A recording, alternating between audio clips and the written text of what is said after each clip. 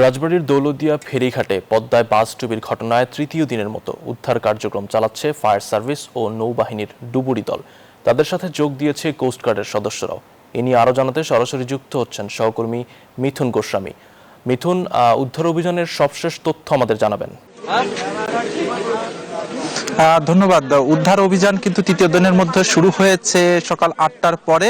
তবে এখন পর্যন্ত কিন্তু কোনো মৃতদেহ উদ্ধার করা সম্ভব হয়নি, যেহেতু আমরা ফায়ার সার্ভিস এবং যারা নৌবাহিনীর ডুবুরিরা রয়েছে তাদের সঙ্গে কথা বলেছিলাম। ফায়ার সার্ভিসের এখানে যিনি ঊর্ধ্বতন কর্মকর্তা রয়েছেন তিনি আমাদেরকে জানিয়েছেন যে 26টি এখন অব্দি যে লাশ উদ্ধার করা হয়েছে। এরপরে কিন্তু গতকালকে একটি অভিযোগ ছিল যে মুক্তা নামে একজন নারী অভিযোগ করেন যে তার ভাই একটি ঢাকার একটি ইটের ভাটায় কাজ করেন, তবে তিনি ওই দিনই কিন্তু ঢাকাতে গেছিলেন এবং তার সঙ্গে তারা যোগাযোগ করতে পারছেন না।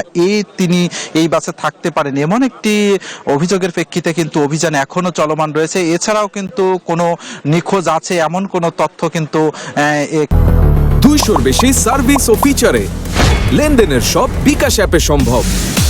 কেউ দিতে পারেনি, যার কারণে কিন্তু ওই একটি তথ্যের ভিত্তিতেই কিন্তু অভিযান চলমান রয়েছে। এই অভিযানটি কতক্ষণ নাগাদ শেষ হবে সে বিষয়েও কিন্তু তারা স্পষ্ট জানায়নি। তবে ওই নারীর পক্ষ থেকে বলা হয়েছে যেহেতু তার ভাই কোনো মোবাইল ব্যবহার করেন না, যার কারণে তারাও কিন্তু তার সঙ্গে যোগাযোগ করতে পারছেন না।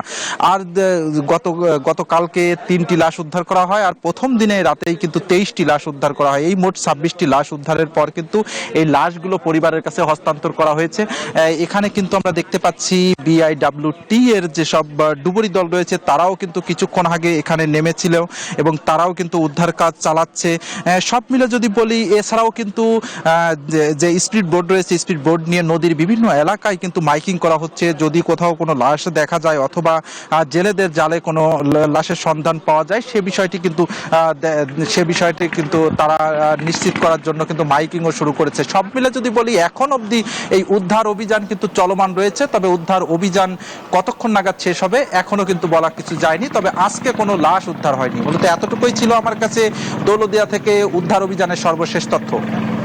ধন্যবাদ আপনাকে।